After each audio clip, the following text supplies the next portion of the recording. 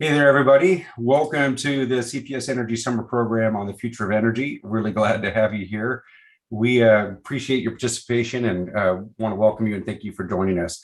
I want to extend a special welcome, especially to the CPS Energy Summer Fellowship Program students who are joining us. I know you're there. My name is Michael Weber. I'm a professor at the University of Texas at Austin. I study energy. I think about energy a lot, and I'm really thrilled to be joined today by 4 interns from the B project for today's discussion about the future of energy. And B is standing for the best Earth ever. We have 4 students. I'll say their names, introduce them, but they'll each get to introduce themselves as well. We have Khalil Davis, Jocelyn Garcia, goes by JZ, Sayas Lozano, and Jonathan Rodriguez. So all here, they're all B project interns and they are graduates of Cast Tech. We'll hear more about that. The future of energy is a theme of the program, something we're going to think about, something that the student interns have been thinking about, and perhaps you've been thinking about as well if you watch the little short that we just showed you from Power Trip. And I want to start with just going around the panel for each of you 4 interns and ask a question. Just really ask you to tell us a little bit about your background, like who you are, what you're working on, and what's next for you. So let's go around the table and we'll start with Jay-Z. Maybe if you could do that, just introduce yourself and tell us what you're working on and what's next. All right. Well, I'm a fresh graduate from Tech High School. I am currently going to UTSA to study in psychology and then minor in art. Um, uh, I've done a lot of murals around San Antonio as well as sculptures at Cast. And now the way that I'm moving and going around in my community is with the B project. So right after that, going to college. Keep going. I love it. And so combination of art and psychology, how did you pick that combination, by the way, those Well, 2 disciplines? Well, psychology could be put into anything, even energy as well. How can you interact with the community for them to be better energy efficient?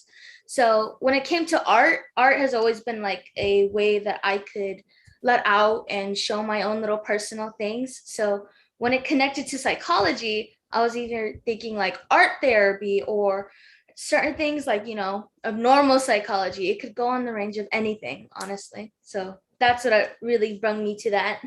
I love it. And if you go back and look over history at the modern energy system, say from the second industrial revolution, maybe the 1860s onwards, there's a lot of art that shows up in posters promoting new forms of energy like coal or oil or electricity. And utilities would use art to help recruit customers or make people less concerned about their fears they might have over new forms of energy and that kind of thing. Art has always been around, even in the wars. That's when you had the girl like this. Like art has been around forever. It's been putting into minds and psychology. So yeah. I'm just thinking, as you said, there's a role for art and a role for psychology in the world of energy. That's great. Thank you for that. Isaiah, same thing. Can you introduce yourself? Tell us what you're working on. Tell us what's next. Yeah, I'm a fresh graduate from oh my god, I'm a fresh graduate from Catholic High School. My name, of course, is Isaiah Lozano, but I'm majoring in video game design, and things that I like to do is just draw a lot, focus on new projects, and get excited about things that are new to me.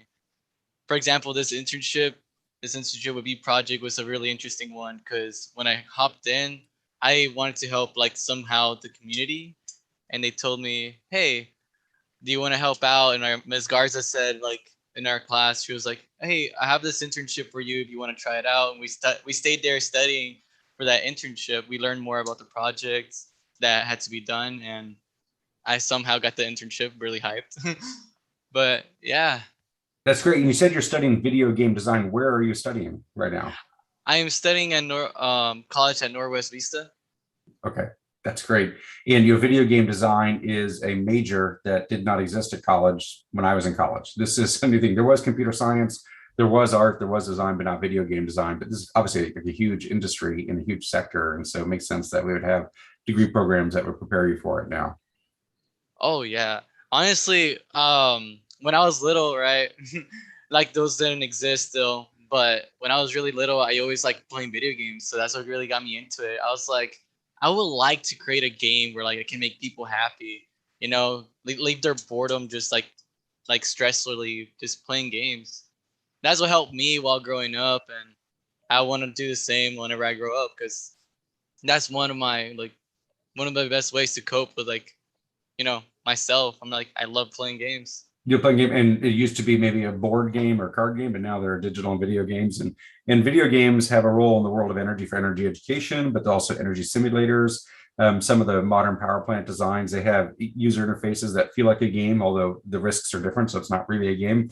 But video game design could probably play a lot of roles. And I would say the first video games that might have had an energy component were things like Sim City or Civilization. These games Yeah. where you had to simulate a city, and these were around late 80s, early 90s. They were pretty simple and pretty crude, but you'd have to build a power plant or have to think about the resources for a city. So that's interesting. Yeah, like water supplies, oil supplies. There's Yeah. so many things into it. No, like that was like one of the games I used to play when I was little too. I was like Sims. SimCity was like the first complex one like that. I mean, there were many other complexities, but one that really had resources at the heart of it, what the game was about. So that's fascinating. No, yeah. Good. Thank you. Jonathan, same for you. Can you introduce yourself? Tell us what you're working on. Tell us what's next. Hey everyone, my name is Jonathan. Right now, like Dr. Weber said, we just finished an internship. This is our last week and our last couple of days. And what we've been working on is helping the school district, SISD, seeing how we can help them conserve energy by 5% through the human factor, right? Because SISD is working on the technical, and we're going to work on that human factor, getting high schoolers to be motivated enough to turn off the lights so we save energy. And that's what we've been working on. We just finished out. We had an amazing presentation last week. Now we're finalizing everything so we can hand it off. So this coming October, they can do everything, and hopefully it'll work, and hopefully we get it down to that 5%. What's next? So I will be going to Savannah College of Art Design, SCAD, in Georgia, Savannah, this upcoming September, and I'll be studying UX design. And hopefully in the future, I can be a creative director or UX designer, something like that. But I'm really happy. It was super interesting learning about energy and seeing how my skills, like as a designer, can impact the way people move and how we use energy. SCAD is world class. That's really a great program. So congratulations to you on getting to that. And I think it's great to hear you got these design interests as well, because design in many ways, especially if it's like industrial design, is at the heart of energy, because there are designers who are really coming up with the shape and the form of the function of the devices and appliances we own that consume energy. And so if you change the way that device operates or the way we interact with it, then there's a real opportunity for conservation, efficiency, better performance, better reliability, that kind of thing. So good to hear that you're going to keep pursuing some of those directions. And SCAD should be lovely. Great program. Really, and congratulations to you. One more comment I'll make, and maybe a question for you on the 5% number. That doesn't seem like a lot, 5%, but actually for a school, 5% is a lot. Do you have a sense for like how many kilowatt hours or gallons of water or dollars you might save if you save 5%? Do you have some feel for that? Yeah, we do. In fact, it is 900 homes. Okay. Like, powering 900 homes, and not just like for an hour, not for a week, not even a month. It's a whole year. So saving that 5% in 1 year can power your home and 900 others for a whole year. So it's a lot of energy, and and that's from one school, right? Just for one school district, and that we don't have the numbers for the whole school district and that's just 5%, and they have a whole other 95%. Yeah, imagine go farther. And there's something like 20,000 high schools in the nation. If you add in the middle schools, the elementary schools, we get to like 100,000 or more. So there's a lot of schools, and 5% off of a stock of buildings that widespread could really make a difference nationally. I mean, that might end up being like a country's worth of energy for some small country, that kind of thing. That's great. Good goals and great program. Good luck to you on that. Khalil, tell us about yourself. Oh, excuse me. Sorry. Hello, everyone. My name is Khalil Davis. I'm also a recent graduate of Catholic High School. I studied business and UX there. I'm a future student of UC Austin, Hookham, and I will be studying design or design technology there. I got really excited to join the OVEE project because I'm also a designer, and one of my passions is creating and solving problems.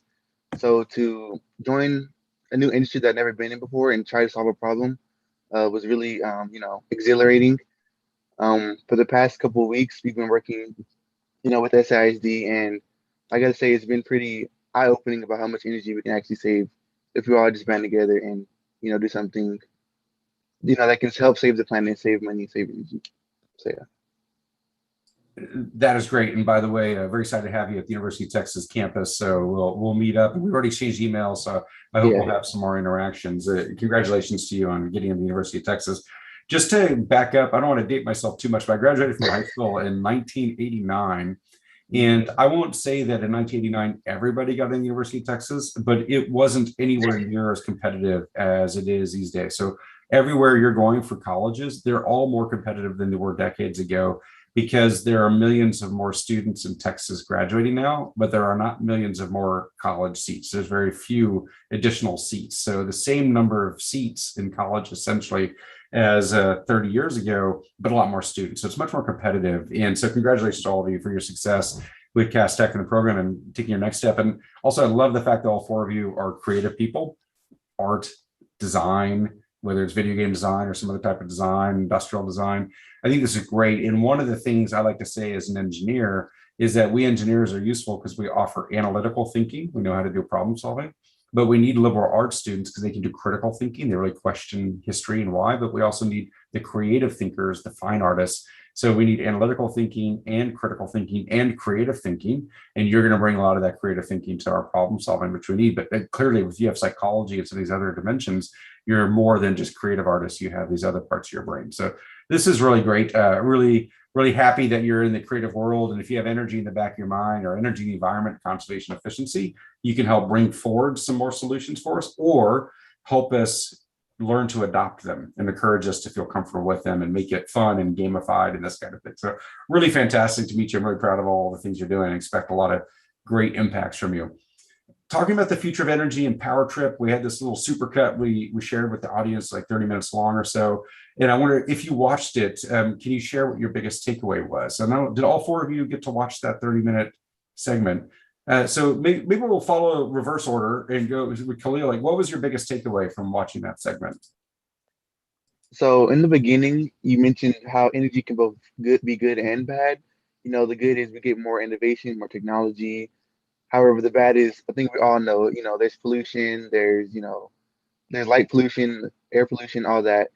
And I think I'm kind of hopeful for the good in the future, because we have obviously more renewable energy than we did before, and I feel like if we stay on that track, we could get to the point of having more innovation, more technology, and more jobs, hopefully. So yeah.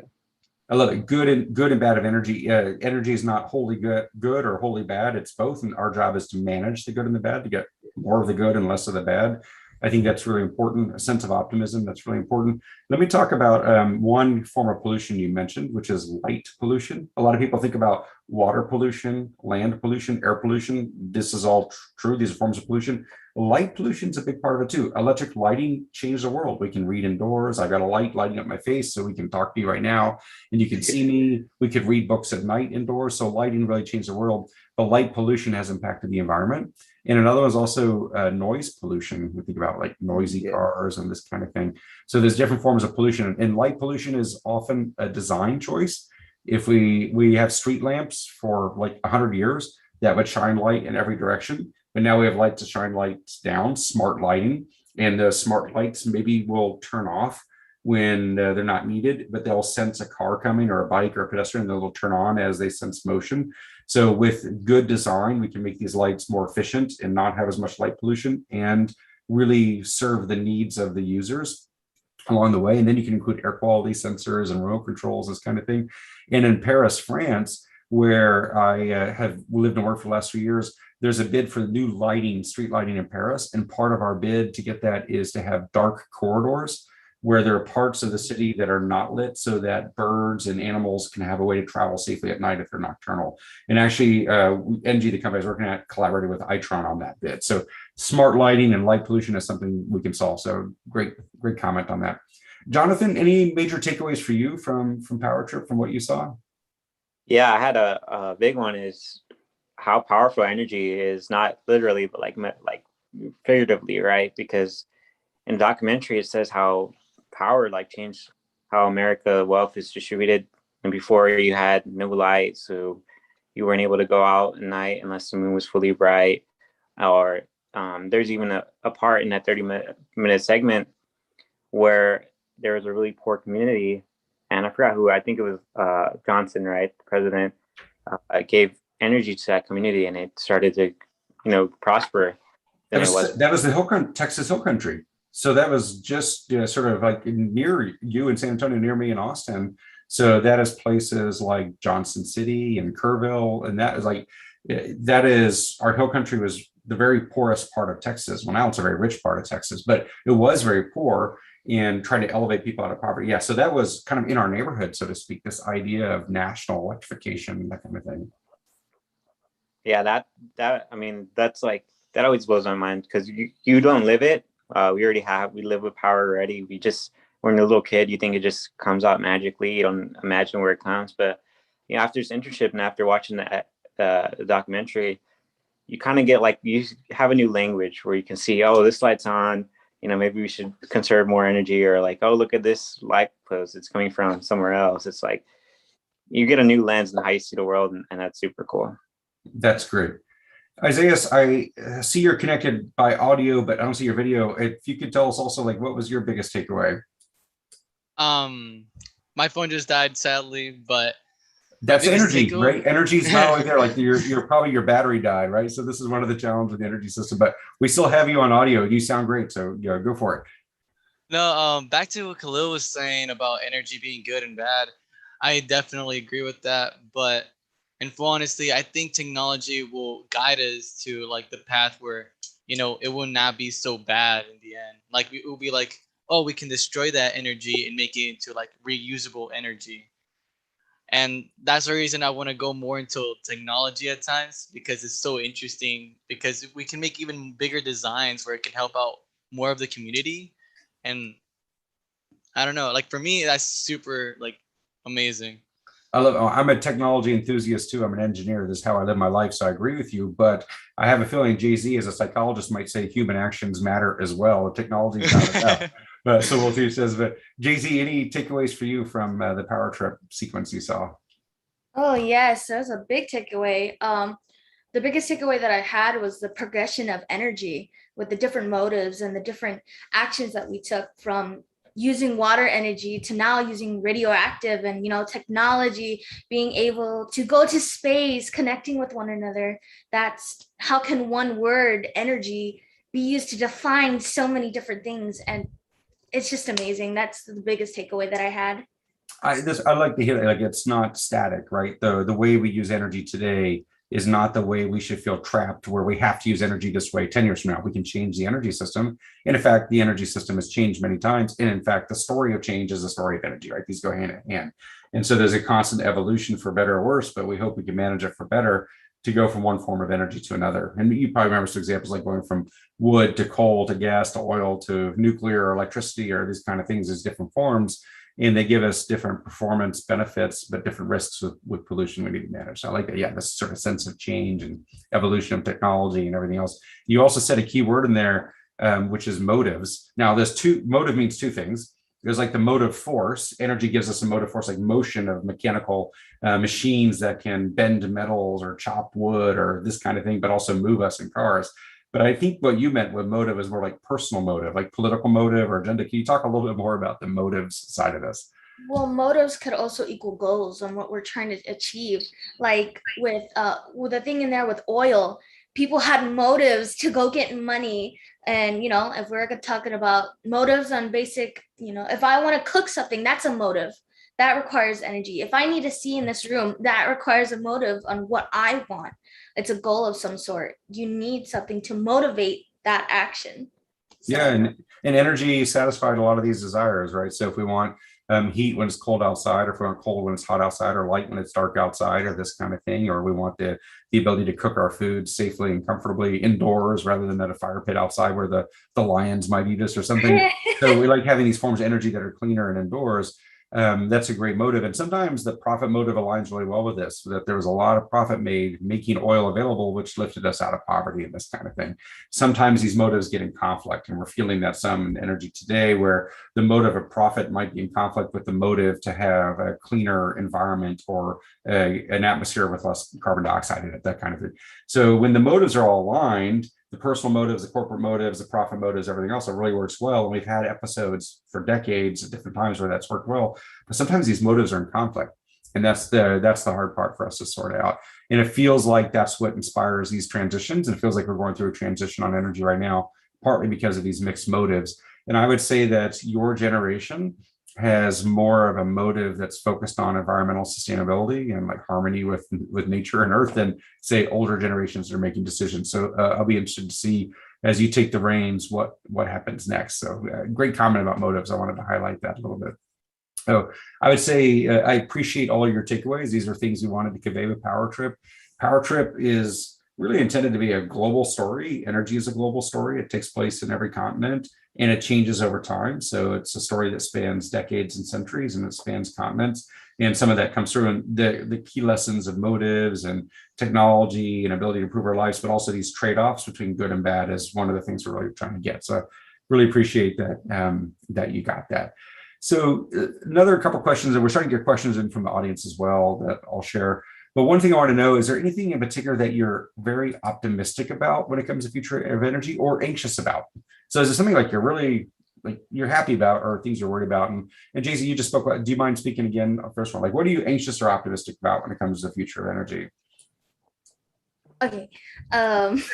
Sorry, I apologize. No The problem. The thing that I'm most anxious about is our society being more flexible with handling the change that we're trying to push. Like, it is something that we are able to do. Like, we could, if we work together as a team and we're able to realize something that change needs to happen, I believe that it is achievable. It is plausible, but not everybody could go buy an electric car, and not everyone does those things in our lives, you know, where we could implement a change. So I'm worried or like more anxious about our ability to be more flexible in today's society, our modern society to be turned into a better society than what it is now. An even more modern society. I mean, I love it. I think it is a key point. I think there's a lot of anxiety by a lot of people who don't want change and other people who want change to happen very quickly. So this is a part of the tension. And there's a mismatch generationally about who wants change at what pace and whether you want change at all, but also what the environmental needs are. The environment might be demanding we change very quickly, but society might be recalcitrant or slow or hesitant. Yeah, this is a good point. And this is where you get like a tension in the fabric of culture and society that we have to soothe. So great like point. Some people, it's even deals with psychology as well. Not everyone could just make that switch. Not everyone could change easily. You know, there's stubbornness, there's, you know, all these kind of things. I would say, generally speaking, like as a human condition, it's change is tough for humans, and so we all find different ways to cope. But Isaiah's told us that he uses video games to cope, and maybe he'll make the game for us to cope early. But coping with change is a big one. That's great. Jonathan, what are you most optimistic about or most anxious about when it comes to the future of energy? So one thing I'm super optimistic about is I don't know how passionate our generation is. You know, Greta Thunberg definitely is a huge advocate, and that's although it's climate change, energy kind of goes hand in hand with that. So I'm super excited what my generation will do once they do get the reins and see how fast everything progresses. And hopefully that does happen where the people who are super passionate about energy and they're educated are able to lead us in the right direction or, you know, make some really huge change and see how we can use energy in a better way and a, you know, more sustainable way, like Jay-Z said. One thing I'm more anxious about is definitely, I don't know, like I guess energy inequality. You know, living in San Antonio, there's a lot of economic inequality here. And, you know, you hear about and therefore energy inequality, right? Sorry to interrupt, but yeah, the economic inequality causes energy inequality or the energy inequality causes the economic inequality. Sorry.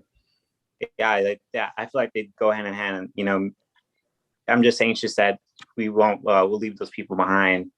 And hopefully we'll get to a point where energy is like affordable and it has been. You could see it with TVs or other technologies being able to harness that energy more efficiently. And hopefully those people, you know, we're able to keep them, everyone will be able to be up to speed. And those are the two things that I'm most excited for and most anxious for. So super excited. That's great. Now you mentioned Greta Thunberg, so I want to ask you a question about that. First of all, do you know how old she is? Oh yes, yeah. She I think younger than me. Yeah, so why don't you tell the audience how old she is? I Or think guess her age. is she? Yeah, if y'all can help me out, Jay-Z, Khalil, Isaiah. I believe she's like 17, 16, probably I even think younger. she just turned 18, so 17, 18, but she rose to the scene as an activist at age like 15, 16. Yeah, She's your age, right? wow. Yeah. So I think not that we need to compare, say, oh, she's this age, do this, but like the point is like people your age are making the difference on this. And the thing about Greta Thunberg that's interesting, and I was in France when she sort of had her rise to prominence, and so we had a closer earlier view than say the United States. But she has been before Congress and testified at congressional hearings, that kind of thing. And have you ever watched any of her speeches or videos or anything like that on YouTube? Have you ever seen Greta Thunberg speak? You have? Oh, Jason? yeah. I've seen the ones I like trend. I'm like, what? When I first heard about her, I seen that one where she's in front of the UN, I believe. Yeah. In what language was she speaking when you saw her? English. She's Yeah. English, which is not her first language. So she's doing this in not her first language. And she's like 4'11", by the way. So she's really small, but I say she punches way above her weight. This so you mentioned her, I say, okay, there are people your age who've already captured some global attention, and you can as well, and can reshape the narrative. And one thing I will say, as someone who's older, is I feel like one of the benefits of being younger is you can see the world with greater moral clarity. For her, it's a moral question, like, are we going to invest in the future or not? Are we going to leave the world a better place or not? We owe it to ourselves in the future. And that kind of moral clarity can be really simple. And as we get older, sometimes the moral clarity gets fuzzy. It's not black and white; it becomes gray, and we make justifications for our actions, this kind of thing. But she sees it very clearly, and she's young and speaking in her second language. Anyway, so it's kind of like, okay, we can all play a role, and you could play a role as well. So I appreciate you mentioning her. Isaiah, what makes you most optimistic or most anxious about the future of energy? Well, I think our technology is gonna grow really, really big in the future. It might not be in 100 years, but let's hope so. That's what I'm hoping for. Because I mean, I've seen potential like all around me, like at all times. It can be in a different like subject, and I still see potential.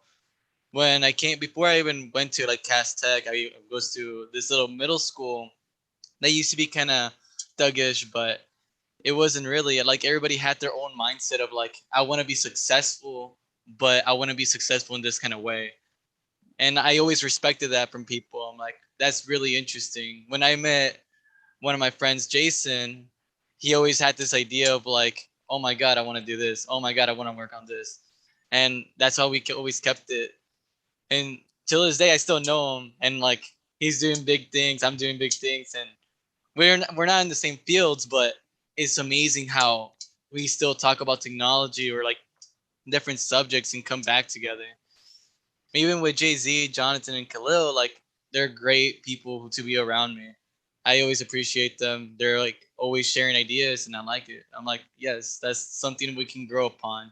Yeah, I recommend stay in touch, the four of you, as you can. You'll be at different colleges, but you're all creative artists, this kind of thing. Stay in touch, and the communications tools today make it simpler to do that through all the social media and everything else. In the old days, we used to write letters with like pen and paper, which would work, but it was a different kind of thing entirely. Or do a long distance phone call for like $2 a minute or something like that, which is funny. So I like these comments. Khalil, any views you have on what makes you optimistic or anxious about the future of energy? So I'm a little bit more on the anxious side, actually. So my fear basically is that we're gonna end up like Wall-E, and there's like, trash everywhere. All the humans are off planet on like a space yacht or somewhere, and I feel like the Earth is gonna like, be polluted, and we're not gonna find new sources of energy. That's just my way of thinking, but hopefully we take a turn for better, and we do get better energy. We do have scientific breakthroughs. We do have new inventions. Um, yeah, it's pretty much it. I'm just a little more anxious, a little bit. Wall-E is a great movie, and it's a magnificent movie in many ways. It's a movie that has approximately zero dialogue. Like, think about it. It's mostly visual, right? So it's showing you our future. It's not telling you our future. It's showing you one version of future. And the opening scene is like a spaceship's like coming into the planet, and you're going by the piles of trash, Yeah. kind of thing. And it flies by wind turbines and solar panels and nuclear power.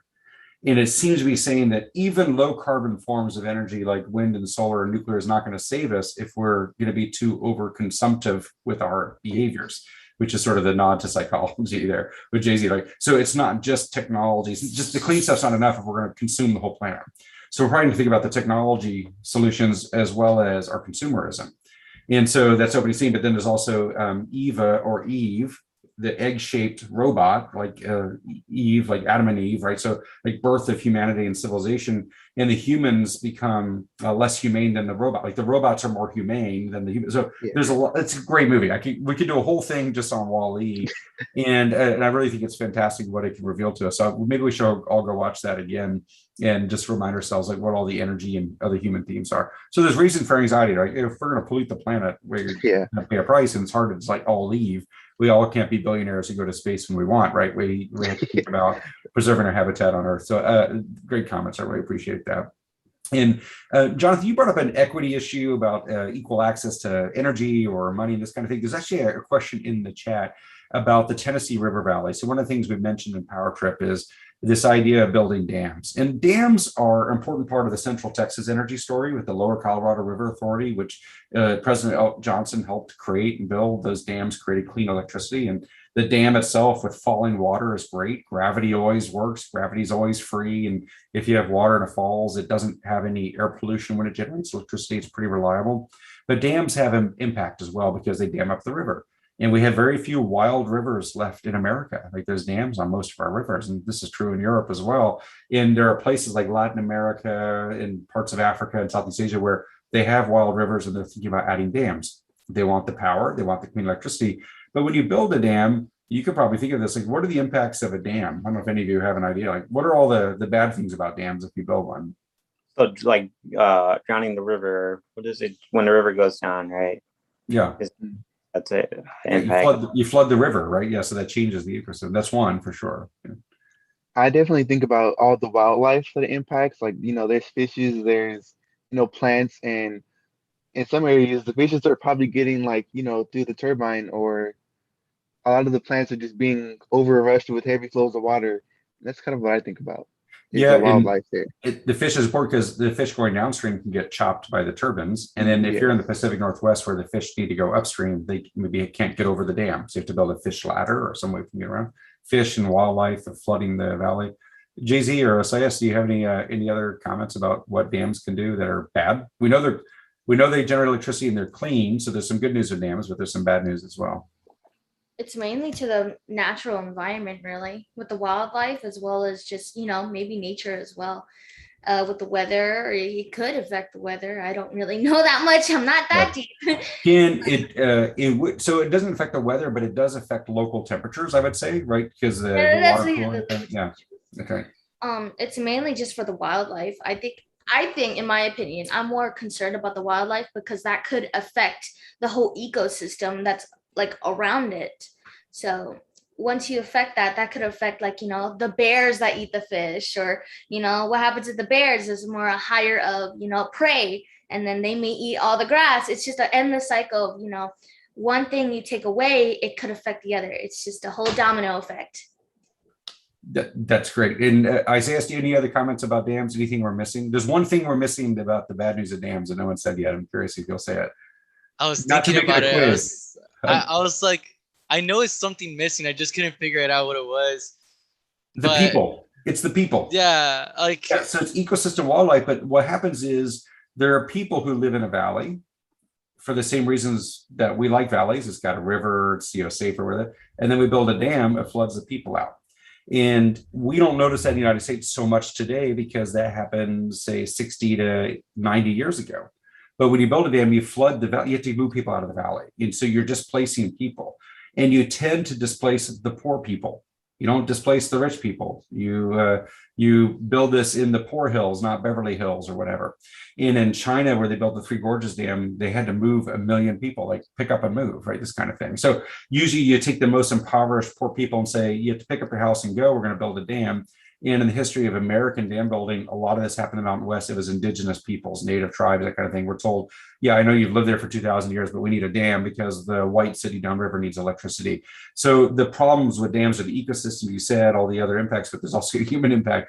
And the question for us today is, in a place like Africa, where you could build a huge dam on the Congo River, which can increase the electricity available for the continent by 50%, but it have huge ecosystem impacts and maybe displace people. There's some real tension. Okay, it'd be good to have a dam, but also be bad to have a dam. How do we do that? So that came up as a question about the Tennessee River Valley, some of the best, most fertile soil in America, and some of the poorest people in America told to pick up and move to build a dam for electricity. Meanwhile, we were building dams in the West to get water to grow the food that used to be grown in the Tennessee River Valley in the East, where we just flooded out the soil. So there are these challenges with dams.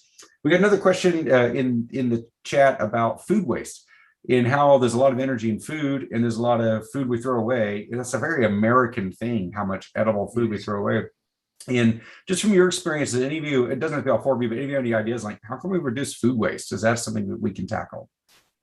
I saw a company that was actually, you give them your waste, the food you didn't eat, and then they go sell it or they give it for free somewhere else. And that's like I don't know, it's like it seems crazy, but maybe that's like a really good solution. And they seem to be pretty successful in the cities that they've been doing it. Yeah, like shelters, there are people who want food at the same time we have food waste. Like, so one house is wasting food, another house doesn't have food, or this kind of thing. That's great. Any other comments or your thoughts about food waste? I have more of a comment. In the video, the stat was kind of like mind blowing, but it said 40% of our food that we produce is wasted and or not used. And I think that's like a ridiculously huge number. That's like almost less than half our food that we make is just thrown away. And also in the video, somebody mentioned thinking of food waste as wealth, and how that's like basically wealth we're throwing away, and wealth that we could actually repurpose back in homeless shelters. We could put it back into energy, composting, etc. But we all kind of just throw it away and bury it underground. I think that's kind of sad, kind of. Yeah, it's not opportunity. I got a comment. Yeah, please. For food waste, okay. Oh, I had it in my head. Okay, for food waste, I like that there was an idea. It's called ugly foods. I think that's what it was, where foods that aren't able, or like appeared, that are able to be sold in HEB, like not HEB specifically, but imagine a very deformed squash, right? Imagine that. Not anybody would really want to buy that squash, so they end up having a company where people who it would either get thrown away, since it's not visually appealing where you would want to buy that, but instead they sell it like ugly foods where it's not wasted. So the food might be just as nutritious and just as tasty, but doesn't look the way the picture in the catalog looks, and so we don't buy. But we need to get over that, maybe, that kind of thing. So yeah, that's so that was what this one company did. I think it was called Ugly Foods, but honestly, I found that so interesting. I was like, well, we're not wasting food. So yeah, incredible. And I've got more questions, but Isaiah, do you have a comment on food waste also? Yeah, I do. Honestly, it's more like an idea that I had a long time ago. Like, I remember talking about this with one of my partners at work.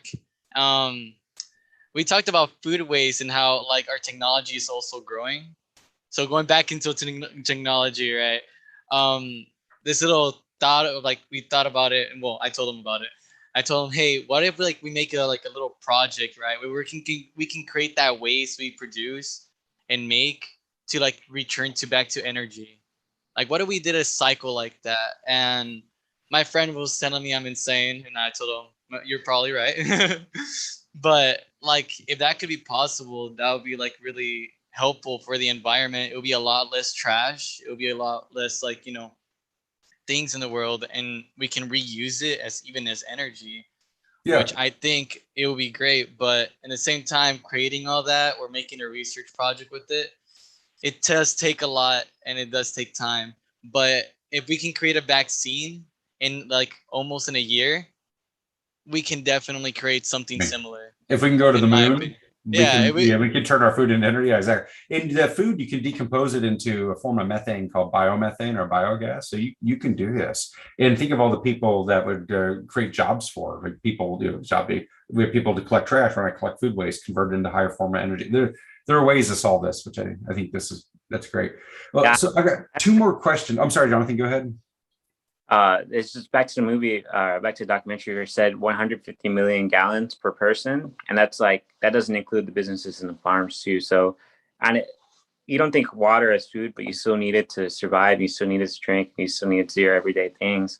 And I just wanted to make a comment on that. Them, just like, how can we like reduce the way we contribute is just help reducing our water waste too, because that's, I don't know, it amazes me how much water we use and like how much water, like I see a lake and that water is probably used in a year. And I mean, the water we use that's visible at the tap in the sink or the shower or the toilet or maybe the outdoor hose is nothing compared to the water that goes into a pool or watering a lawn, growing our genes, or creating all our foods. And then even more, there's water to cool power plants and that kind of thing. So there's so much water that is used for our lifestyle that we don't see because it's not coming out of the pipe in our house, it's somewhere else. And the part coming out of the pipe actually is non-trivial too. So there's a lot that we use at our homes. Now, San Antonio is more water efficient than Austin. I think on average, San Antonians will use about 135 gallons of drinking water per person per day. And Austin's more like 165 gallons. So you are better at water efficiency for a variety of reasons, which I think is really great. But you still have a long way to go. If you get to a place like Israel, it's for like 60 gallons of water per person per day. So they have a lot more water efficiency there. They're in the desert. They've got water scarcity. They take it much more seriously. It's considered a national security issue. But Austin needs to get more to where you are, and you need to get where Israel is. And maybe we all need to get there. And in some places of the world, like Brazil, there's plenty of water. They don't have to worry about water conservation. So there's a local specificity to this, whether you take it seriously. But great comment. I've got a couple more questions. But JC, you had a question, I think also. Is that right? Do you want to ask your question? Yes, I have a question. Okay, don't mind me. I'm looking at my notes. What are the ideas or challenges you have faced to confront the sustainability of energy that is affected with the increase of the human population? Great question. So if we think about sustainability, the different measures of it, but one idea of sustainability is that we will have the resources we need 7 generations from now to thrive as a planet. If we're always at a point where we have 7 generations worth of resources, we'll be okay. And a generation is something like 20 to 30 years. So this is like a couple hundred years.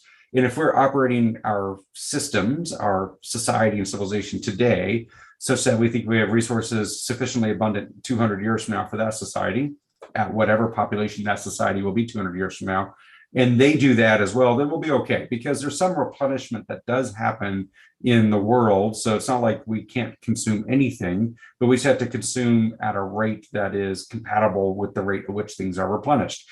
So we need to think about that. And that means changing what we consume, changing how much of it we consume, and also changing what we do with the waste streams. So you already started to talk about this. We have food waste. Well, is that waste, or is that food and input to an energy system? We turn it into energy. And one way to think about pollution is that pollution is a resource that's in the wrong place, because everything can be an input to something else. CO2 is pollution if it's in the wrong place, the atmosphere, but it's actually pretty good as an input for plants in a greenhouse. And this is true for most pollutants. It's actually, it's an input for something else. So if we close the cycle, if we think about reducing how much we use, if we think about changing what we use and how much and how we put it to work, it will work out. And that's the exciting part. The challenge is, you already kind of hinted this requires some change. This might require a change in how the markets operate, the technologies we use, the human behaviors, the education, what we're paid or how we pay or how much we pay, and this kind of thing. And all these changes are scary for humans. Humans, like, for a variety of reasons, we're wired to want things to be the same, so they're predictable. And change can be unnerving for a lot of people. And it can be especially unnerving for people if they've made money a certain way for 40 years. And then we say, by the way, we think society needs to go a different direction. They're worried they won't make money anymore because they made money a certain way the last 40 years. And so this opportunity for you might create economic anxiety for them. And this mismatch in motives, as you commented on earlier, this mismatch in timing we talked about, and all these risks make it difficult. So that's the thing I think about a lot. Okay, how are we going to overcome those problems? And that requires cultural change, educational sort of improvements in terms of our energy and environmental literacy. This requires us to get focused on long-term problems. That's what I'm focused on. For me, that's really research and education. And this is the slowest kind of change. By the way, research means developing technologies, and education means adopting those technologies. And this is slow, but it tends to be a sticky kind of change. If we can make this kind of cultural change, it will stick around for a while. And sometimes we focus on political change, But politics can change things very quickly, actually, but then can change back very quickly. You might elect one group of politicians one year, and then we have another election 2 years later who might reverse it. In fact, we see that, right? So President Trump reversed a lot of things President Obama did, but now President Biden's reversing a lot of things Trump did, right? So the politics can go back and forth, and political forces are important, but they can also be very temporal or very ephemeral, meaning that they don't last very long. And if we want long lasting change, I think that like multi-generational change, I think that's cultural change. The power of culture, which is why I'm thrilled all four of you are designers or artists, because you're cultural forces, all four of you. The power of culture lasts much longer. If we think about society today, we have a form of government developed by the Greeks and Romans 2,000 years ago. That's a cultural thing. We're using letters and alphabets and numerals developed thousands of years ago. We're using some of the engineering designs for arches and buildings first brought forward thousands of years ago. So these cultural forces last longer than military forces or political forces. And so that's why I think, like, how do we change the culture? And that's the long-term solution. And all four of you are cultural warriors in some ways, not warriors that you're going to war, but that you are people who are creatives and therefore will change the way we think and interact with each other. So that's kind of my long answer for what I see as some of the hard challenges. I don't know if that really addressed your point or not. Oh, it did. Thank you. I appreciate it. Great. So if you don't, yeah. sorry. If you Go don't for mind it. following up with another question, because I'm just curious, like, what do you hope to see in 100 years from now? Like, I am like curious. This is a great question. So there are a couple things that are most pressing on my mind. And the sustainability is on my mind. How do we make sure we have the resources we need 7 generations from now? How do we have a harmonious society, this and that? And the something that Jay-Z mentioned was like the pace of change is important. And can society be flexible enough to deal with this? We have some urgency to how quickly we need to change. And societies, when they go through rapid transition, it creates a lot of tension and potential for disruption. And it could be displaced people, refugees, people having to move from one country to another because there's a drought and they don't have food or water. And these movements of people can make sort of the rise of nationalism be a problem, where people become more nationalistic and don't like others and become less neighborly and this kind of thing. And there's opportunity for that to really be a problem for the next few decades. And we have to get through this transition. How do we go quickly without creating displaced peoples? There are already displaced peoples from climate change, already millions of Syrian refugees alone, not including all the other refugees around the world. It's like 85 million refugees right now in the world, which is incredible. So we already have a refugee crisis and displaced peoples from climate change. It could get worse from climate change. And then as we remake or rethink society, this has the opportunity to make it worse. Let's make sure we make it so that it's better. And that's really on my mind. And so we've got this near-term challenge over the next 30 years. Let's do this transition. And then what I hope to see after that is not only do we get to zero or net zero on climate emissions, the emissions of carbon dioxide, methane, nitrous oxide, all the greenhouse gases, we need to get that to zero. We actually need to go negative to scrub it back out of the atmosphere. So let's say there are a lot of people like President Biden talking about going net zero by 2050. That's like 30 years from now. We got 30 years to get to zero. And if we do that as a nation, or let's say as a world, let's say the world gets to zero greenhouse gas emissions by 2050, that will have been roughly the 200th anniversary of the rise of modern CO2 emissions in the second industrial revolution around 1850. So if we get to zero by 2050, we will have emitted these gases for 200 years that have accumulated in the atmosphere. And so the next step for the 70 years after that is to scrub it back out of the atmosphere. We spent 200 years polluting. Let's spend a few decades cleaning it back up. And let's scrub CO2 out of the atmosphere with planting trees and soil carbon sequestration and plants. Let's actually create like vacuum cleaners that take CO2 out and embed it in materials like drywall or plastics or things like that. Let's grow food more abundantly in greenhouses. And let's get the atmosphere back to where it was at a pre-industrial level. Because we built our civilization, meaning like the locations of our cities, based on certain assumptions for the weather and the water and the level of the oceans. Let's get it back to where that was. Otherwise, we're all going to have to pick up and move. And now we're not talking 85 million refugees. We're talking about like, I don't know, 3 billion refugees. And that will tear up the fabric of society. So I'm thinking like, let's get this transition going now. Let's get to zero as quickly as possible. Then let's go clean up the mess we made. And by the way, we did this for water and wastewater for a long time, that we polluted like raw sewage and industrial waste into rivers and lakes for centuries. And then around the 60s and early 70s, we're like, we really shouldn't do that. like the rivers are on fire from the pollution and water is not supposed to burn. And we said, that's gross, let's clean it up. So we quit the pollution, but then we went back and cleaned it up. And now the waterways have kind of returned to the quality they were before, at least in the United States.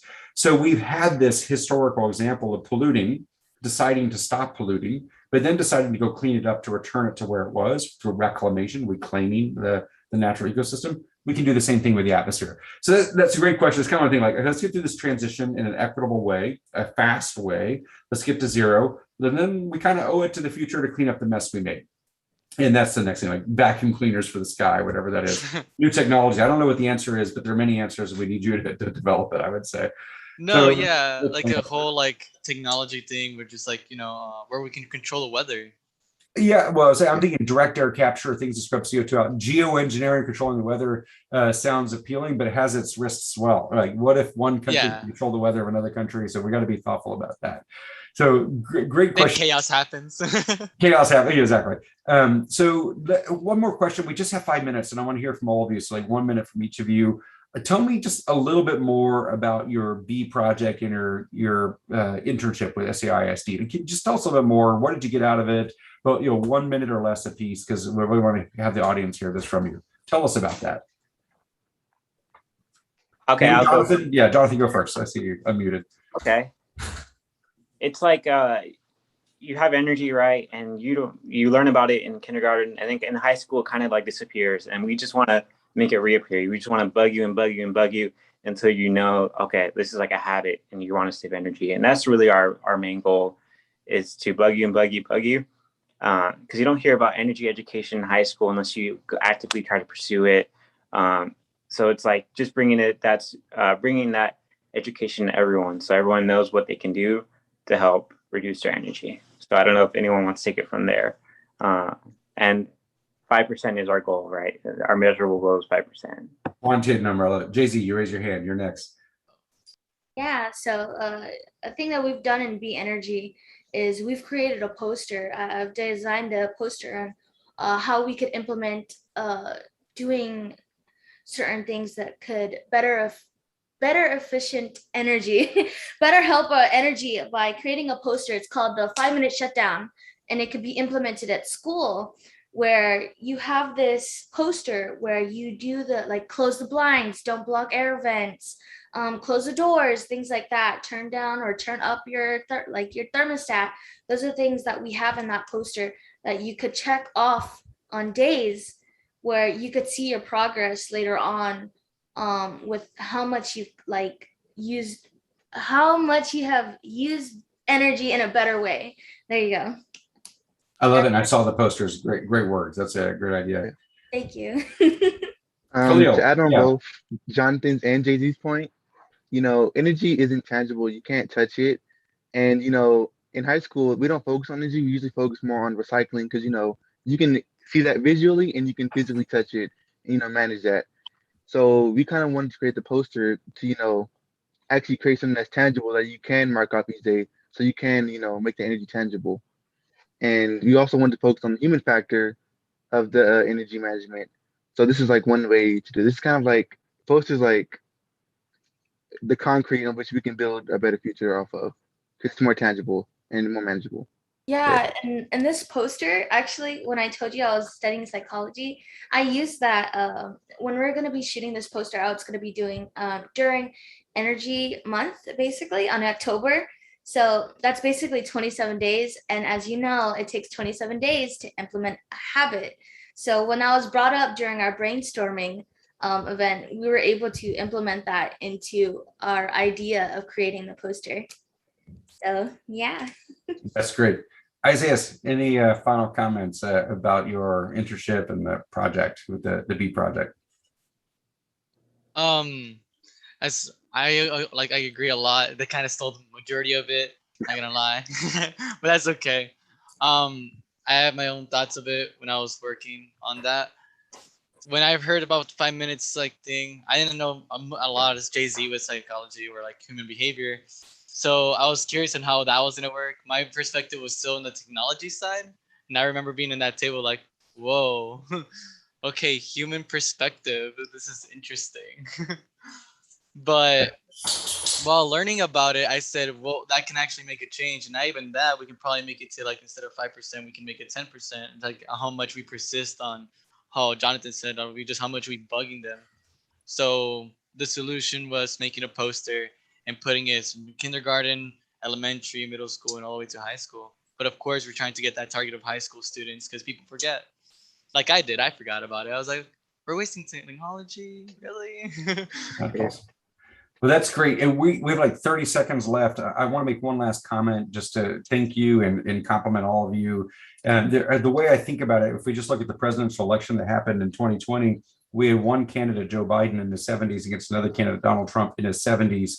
We have the Speaker of the House, Nancy Pelosi, who is now 80, and the Senate Majority Leader, Mitch McConnell, in the 70s, now no longer Senate Majority Leader, that's Chuck Schumer, who's 70. All our leaders in these positions are in their 70s, and there's nothing wrong with people in their 70s. They've done a lot for the world. But I keep thinking, like, surely there's someone younger than 70 who can do some leadership in the United States. And so we need to expand our pool of people who might step up and give us some new ideas. And I look at you and I'm like, okay, thankfully you're the people. And I cannot wait until you get the reins of what's going to happen in society. I really feel optimistic about that. So really want to thank you and compliment you and congratulate you. And I have to say thank you for everybody. We're at time. I wish we could go longer. Great conversation.